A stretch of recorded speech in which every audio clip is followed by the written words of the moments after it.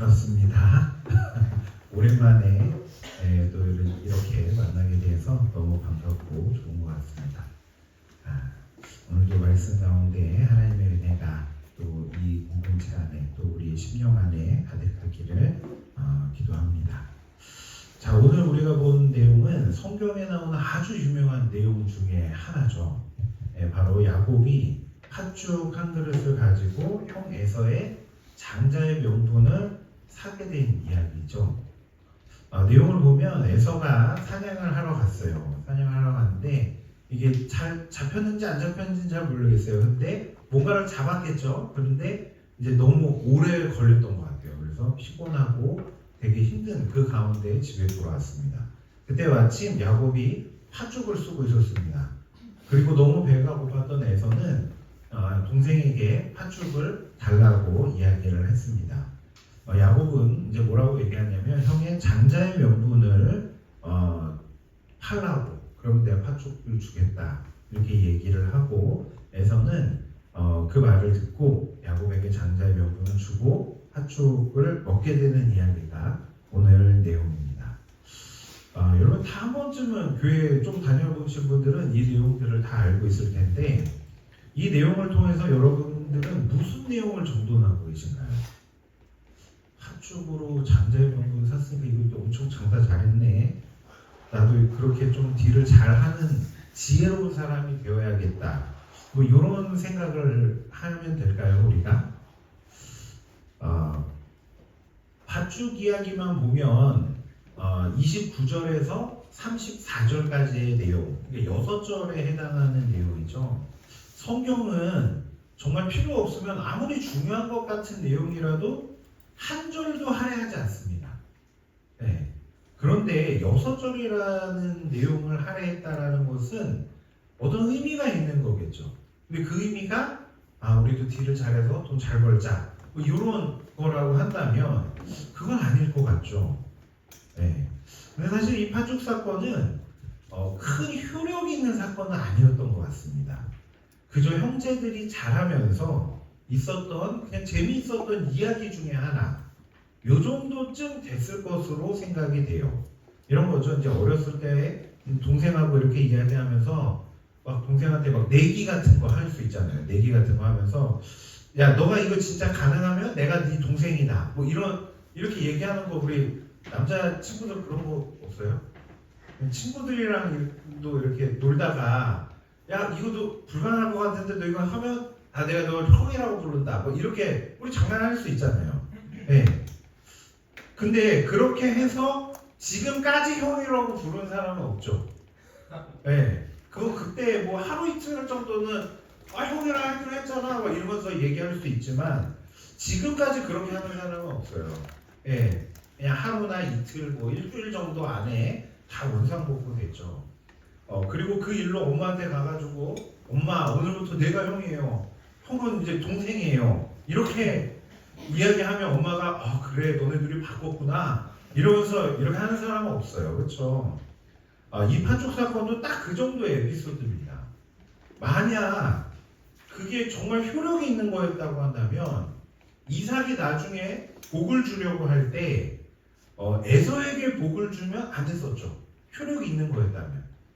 당연히 효력이 있는 거니까 야곱을 불러서 했었어야 되고, 또 야곱도 이렇게 할 수 있죠. 당당하게 아빠한테 가서 내가 팥죽에 장자권 샀으니까 나에게 축복해 주세요, 이렇게 말해야지 정상인 거죠. 근데 야곱은 뭐라 하죠? 변장하면서 아버지에게 갈 때 이거 하다가 걸리면 난 저주만 받게 될 텐데 그럼 나 어떻게 해요? 막 이렇게 걱정한단 말이에요. 그거는 효력 없었다는 얘기예요, 이 이야기가. 그리고 이삭도 에서에게 복을 주려고 했던 자체가 이미 효력이 없다는 걸 증명하고 있지만, 그렇게 했다는 거는 이삭이 아마 이 사건을 아예 몰랐을 수도 있고, 알아도 에서에게 복을 주려 한 거라고 한다면 별 대수롭지 않은 그런 사건으로 치부하고 있었던 것이고, 리브가도 이 축복 사건이 있을 때 팥죽 사건을 언급하면서 야, 너 말이라도 해봐, 이렇게 하지 않은 것을 볼 때 리브가도 이 팥죽 사건을 몰랐거나 아니면 알았다 하더라도 그 집안 안에서도 이미 아무 의미가 없는 어렸을 때 아이들이 놀다가 있었던 하나의 에피소드쯤으로 우리는 유추해 볼 수 있습니다.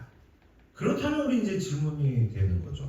아니 이렇게 아무 의미도 없고 야곱은 사실 이것 때문에 나중에 에서가 뭐라고 하냐면 자신을 속였다라고 이야기하거든요. 그러니까 하나님의 백성인 야곱이 나쁜 평가를 받게 되는 사건이고 또 어떤 의미에는 에서는 어린아이들 소꿉놀이 같은 이 사건 이걸 왜 성경은 기록하고 있는 걸까요? 성경의 독자 그러니까 우리 성도들에게 뭔가를 지금 알려주고 싶은 거예요. 이걸 통해서 뭔가를 알려주고 싶은 거예요. 이 사건을 잘 정리하기 위해서는 다양한 각도에서 이것을 봐야 되는데요. 먼저 이 사건을 가지고 야곱과 에서를 성경이 어떻게 평가하고 있는지를 먼저 봐야 합니다. 결과적으로 야곱이 복받은 자손이기에 우리는 야곱을 잘 살펴봐야 될 것 같고 그래서 많은 사람들이 어떻게든 이 메시지에서 야곱이 복받은 사람이니까 야곱의 모습을 본받으려고 그게 어떤 좋은 의미가 있지 않을까 이렇게 생각하면서 이렇게 정돈을 하려고 하고 그렇게 할 수 있는데 사실 성경은 이 팥죽 사건을 이야기하면서 야곱에 대해서는 어떤 말도 하지 않습니다. 오히려 성경이 집중하고 있는 것은 야곱이 아니라 에서였어요. 네, 오늘 보면 마지막에도 보면 야곱이 잘했다고 이런 표현이 하나도 없죠. 대신 뭐가 있냐면 에서가 작은 자의 명분을 가볍게 여김이었더라 라고 말하며 에서에 대해서 평가를 하고 있고 이 사건이 히브리서에 한 번 더 나옵니다. 이 사건에 대한 내용이 히브리서에 한 번 더 나오는데 그때도 야곱은 잘했고 에서는 못했다 이 얘기가 아니라 야곱에 대해서는 언급이 없고 에서에 대해서만 언급이 돼요. 그래서 사실 이 본문 속에서 우리가 야곱을 통해서 정돈해야 될 것은 다른 게 아닙니다.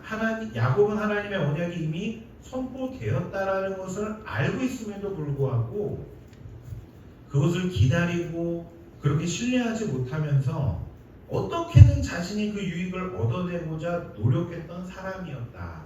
이건 굉장히 잘했다라는 의미가 아니라 믿음 없는 모습이었다. 성경은 야곱에 대한 좋은 평가를 하지 않는 모습으로 우리에게 이것을 정돈하게 해주는 거예요. 하나님이 내가 너한테 다 줄게 얘기했는데도 불구하고 자꾸 내가 노력해가지고 그것을 형을 속여서라도 내가 그것을 쟁취하려고 하는 그 모습이 있었다라는 것입니다. 자, 그러함에도 그가 약속의 자손으로 복된 삶을 살 수 있었던 것은 그가 태어나기 전부터 하나님께서 결정하신 하나님의 은혜의 결정의 그 결과물들이지 야곱이 잘한 게 아니라 믿음 없는 야곱의 모습 속에 더 하나님은 분명하게 이야기하고 있는 거고 이것은 이후에 라반의 집에 야곱이 도망갔을 때도 하나님께서 계속 어떻게 하냐면 야곱을 쫓아다니면서 복을 주시거든요. 그 모습을 통해서 그가 복된 삶을 살게 되었던 것은 이렇게 어떻게든 딜을 잘해서 얻어냈기 때문이 아니라 하나님의 은혜의 결과였다. 이것을 알려주는 거고 반대로 야곱은 하나님을 신뢰하지 못하는 믿음 없는 사람이었다. 이거를 기억하게 해주는 거죠. 자, 이렇게 성경은 야곱에 대한 부분보다는 에서의 모습을 집중하고 있는데 히브리서 12장 16절을 보면 음행하는 자와 혹 한 그릇 음식을 위하여 장자의 명분을 판 에서와 같이 망령된 자가 없도록 살펴라. 이렇게 나와요. 히브리서에.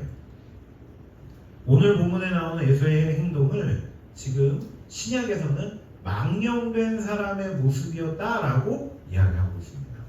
즉 우리는 오늘 이 본문을 통해서 망령된 사람의 모습과 그들의 실체를 볼 수 있어야 되는 거예요. 그리고 그것을 정돈함으로 나는 망령된 그 모습에 있지 말아야겠다. 내가 망령된 모습으로 살고 있는 것들이 있다면 그것들을 정돈해야겠다. 이것이 필요한 거죠. 먼저 망령된다라는 단어의 뜻은 신성하지 않고 세속적이며 모독적이다. 그리고 한자 그대로 번역을 하면 망영, 영혼이 망했다, 허망해졌다 라는 뜻입니다. 즉 이것은 구원받지 못한 자들, 멸망받을 자들을 지칭하고 있는 단어다라고 할 수 있습니다. 그리고 이런 망령된 사람들의 특징이 에서의 모습 속에 나오고 있는 거고 사실은 25장 전체에 나오고 있어요. 그럼 25장 전체를 제가 좀 설명을 드리면 세 개의 이야기가 나오고 있는데요. 첫 번째 이야기에서는 아브라함이 후처를 맞아서, 그러니까 원래 처가 있었죠. 예. 그런데 죽었단 말이죠. 원래 정신이 죽었어요. 그 다음에 후처를 맞아서 자녀를 되게 많이 낳습니다. 그런데 그 이야기에서 여러 가지 우리가 볼 수 있겠지만 우리가 정돈해 볼 수 있는 것은 아브라함이 그렇게 자녀들을 많이 낳고 죽게 되었을 때 그가 가지게 된 땅은 단지 그의 무덤뿐이 없었다라는 거예요. 그리고 아브라함이 자녀들을 또 낳았다 그랬잖아요. 이삭 말고 또 자녀들을 낳았단 말이죠. 그 자녀들은 약속의 자녀들이 아니었기 때문에 아브라함이 어떻게 하냐면 돈을 줘서 다 내보내버려요. 예. 그러니까 자신의 그 어떤 하나님의 그 복들이 그들에게 가지 않도록, 예, 이삭에게만 집중될 수 있도록 그렇게 낳은 아들들, 자녀들을 다 내보내요. 예.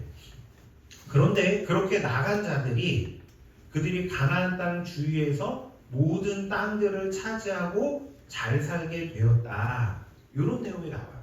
그러니까 복된 가문은 누구네 가문이냐면 아브라함의 가문인데 그 가정은 나중에 죽고 나서 차지한 땅이 무덤 요만큼이었고 반대로 복된 가문에서 나간 자녀들은 그 지역에서 힘 있는 자들로 점점 세력이 세지고 있었다.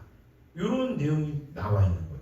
그리고 두 번째 이야기는 아브라함의 자녀의 핵심 자녀인 두 명이 나오죠. 이스마엘과 이삭이 비교되는 내용인데 이삭은 하나님의 언약의 자손이 확실하고 리브가, 그러니까 이삭의 아내 리브가는 하나님이 준비해 주신 최고의 아내였는데 그들에게서 20년 동안 자녀가 없었다라는 거예요. 그리고 자녀도 나중에 기도해서 어렵게 해가지고 이제 자녀를 낳게 됩니다. 근데 반면 약속의 후손이 아닌 이스마엘의 후손들은 어떠냐면 언약 밖에 있었던 사람들인데 자녀들을 많이 낳고 큰 세력을 갖추었으며 그들의 자녀들도 되게 잘 되었다. 이 내용이 나오고 있어요. 그리고 세 번째 이야기가 바로 야곱과 에서의 이야기예요. 야곱은 팥죽 한 그릇을 주고 장자의 명분을 사고 반대로 에서는 장자의 명분을 주고 팥죽 한 그릇을 샀다라는 거죠. 이 세 사건이 좀 각각 다른 이야기 같아 보이지만 이 세 사건 안에 흐르는 공통된 주제가 있습니다. 그리고 저는 그 내용이 나중에 이제 야곱이 형하고 아빠를 속이고 복을 받고 이제 외삼촌의 집에 갔다가 돌아오잖아요. 그런데 그때 에서가 용서해주죠. 야곱을. 그 용서해주는 이유로까지도 이어진다라고 생각합니다. 저는 이 부분을 정돈하면서 한 목사님이 쓰신 책을 봤는데 그분이 이런 질문을 하더라고요. 만약 야곱이 팥죽을 달라고 하는 형에게 장자의 명분이 아니라 다른 것을 요구했다면 그 거래가 성사되었을까요? 라는 질문이었어요. 그러니까 사냥하느라 허기가 져 있는 에서가 팥죽을 달라고 하죠. 팥죽은 별거 아닐 수 있잖아요. 근데 그때 야곱이 만약 형이 이제 배고파하니까 장자의 명분 말고 이렇게 얘기했다면 형 사냥하고 왔으니까 그 고기 놔줘. 그럼 내가 이거 바로 줄게.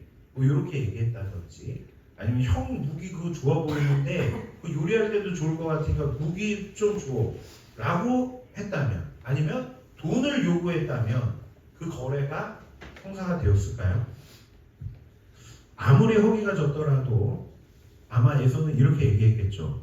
팥죽 한 그릇 가치가 얼마나 한다고 지금 이걸 달라고 하냐? 라고 하면서 주지 않고 오히려 힘으로 그냥 팥죽을 뺏어버렸을 수도 있습니다. 그런데 팥죽 한 그릇의 대가로 장자의 명분을 달라고 하자 에서는 냉큼 바꿔버렸다. 이것이 무엇을 의미하는지를 우리가 볼 수 있어야 하는데 그것은 앞에서 말씀드린 25장 전체의 내용 속에 지금 은은히 흘러나오고 있고 그리고 이것이 다시 한번 언급된 히브리서에서도 그 내용이 나오고 있어요. 히브리서 11장은 믿음장이라고 해요.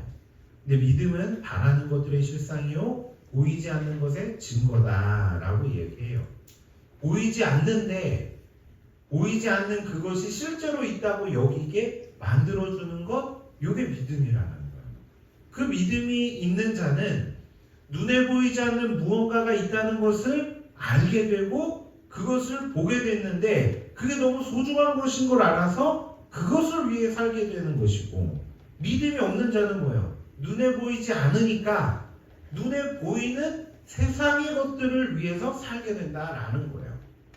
그리고 은혜로 구원받아 그 믿음을 소유하는 자들이 히브리서 11장 보면 이 땅에서 고난을 당했다라고 설명하고 있습니다.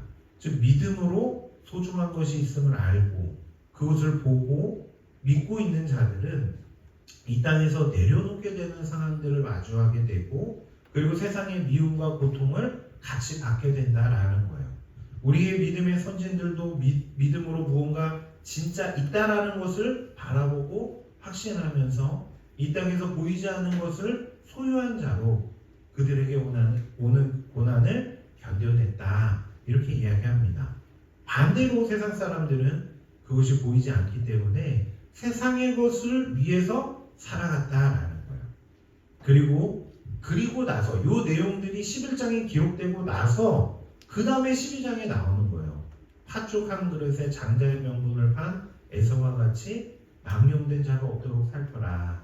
이 말은 믿음 없는 자들의 삶이 그 모습이었고 그게 멸망받는 자들의 모습이다, 이런 거죠.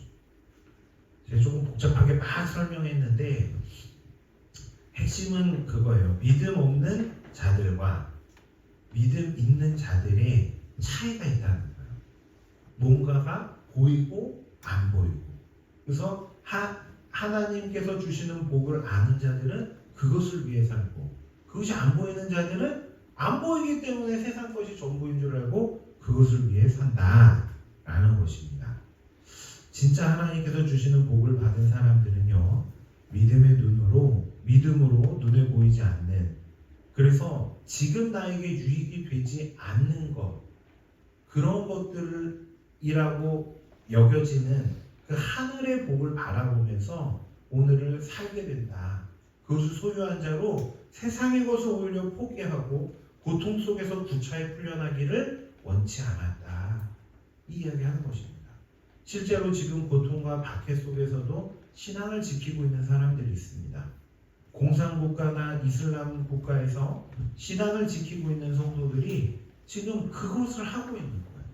자기의 눈에 그 하늘 나라가 보이기 때문에 그 아픔 속에서, 어려움 속에서 신앙을 지키며 나아가고 있는 거죠. 또 이 땅에 흩어져 있는 모든 선교사님들이 그 믿음으로 인한 삶을 살아가고 있고, 오늘날 많은 성도들도 신앙을 지키기 위해서 여러 유익과 편안함과 안전을 내려놓기도 한다는 거죠.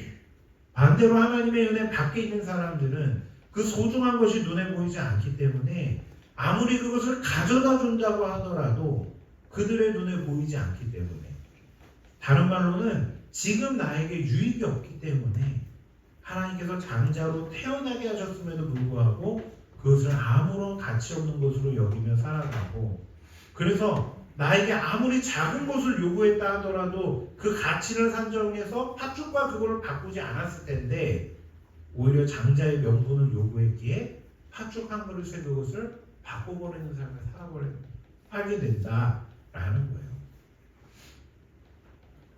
에서가 팥죽 한 그릇에 장자의 명분을 팔아버릴 때 그가 한 말도 똑같은 겁니다. 지금 내가 배가 고파서 죽겠는데 지금 나에게 아무런 도움도 되지 못하는 이 장자의 명분, 그게 무슨 유익이 되겠니? 라고 하면서 장자의 명분을 넘겨준 거거든요. 그 모습이 이 땅에 보이는 것 혹은 이 땅의 유익을 위해 움직이는 사람들의 모습을 잘 설명해주고 있는 모습인 것입니다. 저는 이 부분을 보면서 천국에 대해 설명하신 주님의 말씀도 좀 생각을 해봤습니다. 마태복음 13장 44절을 보면요, 천국은 마치 밭에 감추인 보화와 같으니 사람이 이를 발견한 후 숨겨두고 기뻐하며 돌아가서 자기의 소유를 다 팔아 그 밭을 사느니라. 여러분, 남의 밭에 있는 보물을 그 사람이 어떻게 알았을까요? 그 보물은 옆에 있는 사람도 다 볼 수 있는 보물이었던 거예요. 너무 귀한 보석이 그 밭에 있었기에, 그리고 그 사람은 그걸 보고 그 소유를 다 팔아서 얻으려고 했던 거예요. 그럼 반대로 보세요. 밭을 파는 입장에서 보면 어떨까요? 보물을 숨겨놓은 거를 몰랐을까요? 다 알고 있는 거예요. 네. 작은 밭을 팔 때도요, 여러분, 밭을 다 보면서 여기서부터 여기까지가 땅입니다, 이렇게 하면서 그러면서 매매가 되는 거잖아요. 즉 밭의 주인의 입장에서는 그것이 보물로 보여지지 않았던 거예요. 그래서 보물값을 추가했다, 뭐 보물은 빼고 팔았다, 이런 말이 없는 거예요. 그냥 밭을 팔고 밭을 샀다라는 거예요. 누군가에게는 보물, 누군가에게는 아무것도 아닌 것으로 천국이 존재한다는 거예요. 지금 야고보가 에서의 이야기, 성경이 이야기하는 여러 메시지들은 우리 성도들에게 너희 눈에 그리고 너희 생각에 아무런 유익도 없고 어떠한 눈에 보이는 게 없더라도 구원과 천국과 영생과 십자가가 하나님의 자녀됨이 진짜 소중한 것을 알아서 너가 그 믿음으로 살아야 되는 거야, 이 이야기를 하는 거야. 그렇게 하기 위해서 내가 믿음이라는 것을 주고 그 믿음의 눈으로, 그게 당장은 눈에 보이지 않고 당장 유익을 주지 못하는 것 같지만 그게 생명보다 귀한 것인 줄 알고 흔들리지 말고 주님을 바라보며 나아가라, 이 말을 하는 것입니다. 여러분, 나중에 이 내용들이 에서가 야곱을 용서하는 이유가 되는 것 같다고 말씀드렸는데, 물론 성경에는 명확하게 나오진 않습니다. 근데 용서를 하잖아요. 근데 왜 용서를 했을까 아무리 생각을 해봐도 이것밖에 없어요. 하나님의 복이라는 것을 야곱이 다 받아갔잖아요. 그리고 자기는 저주만 받았단 말이죠. 그런데 그 이후 20년 동안 자기 동생 복 받았다고 했던 야곱이 겪었던 상황은 뭐였죠? 고생이었다는 거예요. 그런데 야곱이 떠났던 그 20년 동안 자신은 어떻게 됐죠? 그 지역의 핵심 인물이 되어버렸다는 거예요. 에서가 처음에는 장자의 명분이 전부인 줄 알았죠. 그런데 복을 동생이 다 뺏어갔단 말이죠. 그런데 그 복이 없어도 나는 너무 잘 살고 오히려 그 복 받은 동생보다 나는 더 많이 소유하고 승승장구하고 있는 거죠. 그럴 때 생각을 하는 거예요. 아, 그거 필요 없는 거구나. 그때 알게 되는 거예요, 그 사람 스스로. 그냥 성공한 사람 입장에서 아, 이제 나는 넓은 아량으로 거지와 같이 아무런 힘도 없이 도망가듯 오게 된 그 내 동생 야곱을 아, 나 용서해줘야겠다. 그 필요 없는 것도 가져가서 고생만 들이다 했으니까 내 용서해줘야겠다. 이렇게 한 거예요. 특히 성경은요, 에서와 야곱이 만나기 전에 야곱이 뭘 했냐면 복을 받기 위해 밤새 씨름을 했고 하나님의 복을 받았다라는 것을 명확하게 이야기하고 있습니다. 그리고 바로 다음에 에서를 만나게 되는데 하늘 복을 받은 야곱은 제대로 서 있지도 못하고 그 복을 버려버린 에서는 아주 큰 사람이 되어서 둘이 지금 만나고 있는 거예요. 에서는 그런 상황 속에서 누가 진짜 복을 받은 사람이니? 이렇게 이야기하고 있는 것이고, 성경은 그런 상황을 우리에게 보여주면서 진짜 복 받은 사람이 누구니? 라고 우리에게 묻고 있는 것입니다. 우리가 믿음으로 보게 되는 복, 우리가 진짜 소유해야 하는 복이 무엇인가요? 나의 지금의 잘남, 지금의 편안함, 지금의 떳떳함, 지금의 멋짐인가요? 아니면 영생과 구원인가요? 오늘 우리가 본 파촉 사건은 단지 딜을 잘해야 한다라는 말을 이야기하고 있는 게 아니라 진짜 우리가 해야 할 생명의 딜은 지금 당장, 아니 이 세상을 사는 동안 나에게 유익이 되는 것, 그래서 내 배를 불려주고 나를 더 멋지게 만들어주는 그런 모든 것을 버려서 하나님께서 약속하신 그 복을 사는 게 진짜 멋진 모습이다. 그게 진짜 복이다. 이 말을 해주고 있는 것입니다. 이제 이 내용을 가지고 우리의 삶을 정돈해 가야 하는 것입니다. 여러분은 어떠신가요? 이 땅에서 진짜로 내게 유익이 되는 그것을 버려서 진짜 소중한 영원한 그 진리를 위해 나아가는 삶을 여러분은 지금 살아가고 계신가요? 아니면 지금 반대로 여러분이 영원한 것을 버려서 이 땅의 것을 취하려고 노력하고 있는 그 삶을 살아가고 계신가요? 사실 우리의 신앙생활은 다 이 싸움이라고 할 수 있어요. 주일에도 보세요. 나의 쉼을 버려서 예배를 드리기 위해 움직이는 것. 봉사도 마찬가지죠. 나의 편안함을 내려놓고 다른 이의 편안함을 위해 움직이는 것. 헌금도 마찬가지죠. 나의 이익을 내려놓고 하나님 나라의 이익을 바라보며 움직이는 것. 여러분이 청년부 안에서 리더로, 또 찬양 인도로, 또 찬양을 함께하는 그 찬양팀으로, 또 그 외의 교회에서 교사로, 또 다른 사람을 세워가는 모습으로 여러분이 움직이는 그 모든 것, 그게 다 뭐예요? 내 만족과 기쁨, 내 잘남, 이런 것을 위한 움직임인가요? 아니잖아요. 생명이 예수 그리스도를 닮은 삶이라는 것을 우리가 알게 되었고, 천국을 바라보고 소유한 자에게 이 땅을 내려놓고 움직이는 주님을 닮은 모습을 살아가는 모습들이잖아요. 이게 제대로 세워지지 않으면 우리의 삶은 점점 망령된 모습으로 가게 되는 것입니다. 여러분, 이 메시지들을 잘 기억하고 우리가 믿음으로 가는 거, 그게 정말 중요한 거예요. 그런데 우리 모습들을 잘 보면 세상 사람들 똑같이 움직일 때가 얼마나 많은지 몰라요. 영원한 것을 안다고도 하면서도 내가 그걸 받았다라는 확신도 가졌었으면서도 다시 망령된 모습으로 살아가고 있는 게 우리의 모습이 아닌가. 또 그런 모습이 우리에게 있지 않는가. 우리는 계속 돌아봐야 하는 것입니다. 그리고 그 가운데 정말 하나님께서 주시는 복을 우리가 바라보면서 다시 내 삶을 정돈하는 게 필요해요. 그러면 나중에 보면요, 야곱이 어떻게 하냐면 에서와는 비교도 안 되는 당대 세계 최고라고 할 수 있는 바로를 만나게 됩니다. 그런데 어떤 모습 속에 만나게 되죠? 자기가 사랑하는 요셉 하나 지키지 못했던 사람, 바로에게 음식을 구걸할 수밖에 없었던 그 초라한 야곱이 어떻게 하냐면 바로를 축복하고 있습니다. 이 세상의 모든 것보다 더 위대한 것이 나에게 있다라는 것을 야곱이 알았기 때문에 그것이 없는 바로를, 세상의 왕을 축복하는 위치에 서게 되는 거예요. 제가 그 모습을 보면서 바로의 신하들이 그 모습을 봤을 때 어떻게 생각했을까? 이 생각을 해봤어요. 엄청 무서웠겠죠.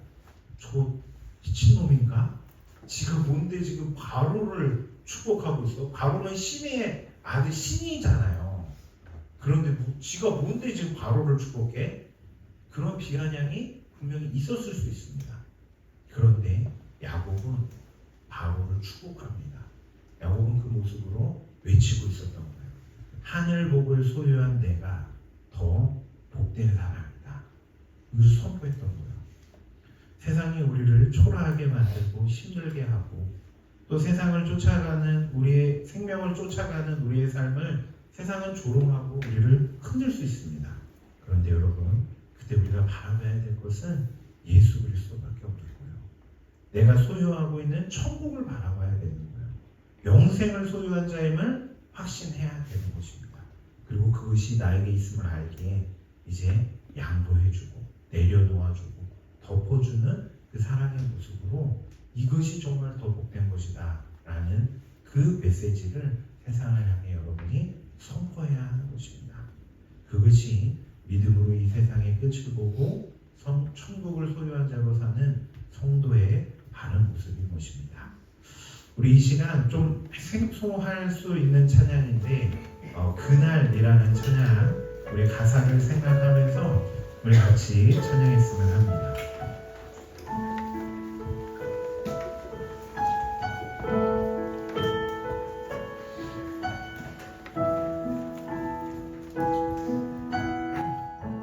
모두 변화되리.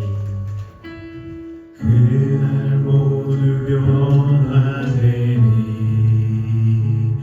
예수 모든 상처 치유되리. 이전 것은 지나가리라. 그날에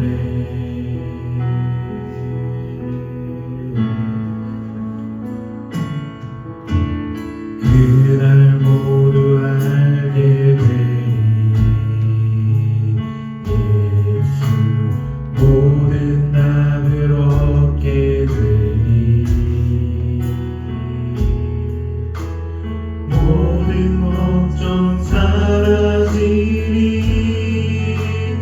그날에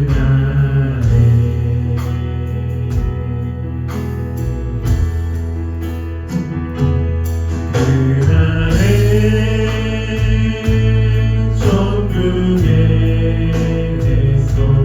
영원한 기쁨 주와 나누리. 주의 얼굴 뵙게 승리의 노래 부르리. 그날 주의 얼굴 보리. 그날 주의 얼굴 보리. 예수 크신 은혜 알게 되리. 또 오련히 변화되리라. 그날에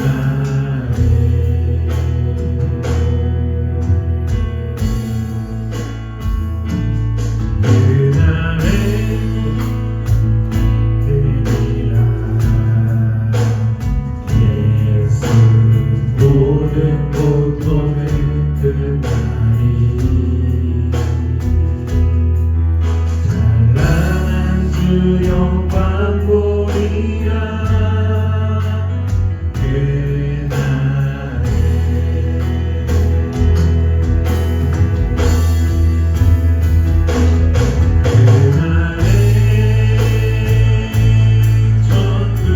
천국에서 영원한 기쁨 주와 나누리.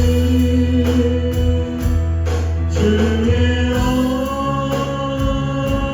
얼굴 뵙게 승리의 노래 부르리. 여러분, 은밀하게 위대하게 라는 영화 아세요? 은밀하게 위대하게.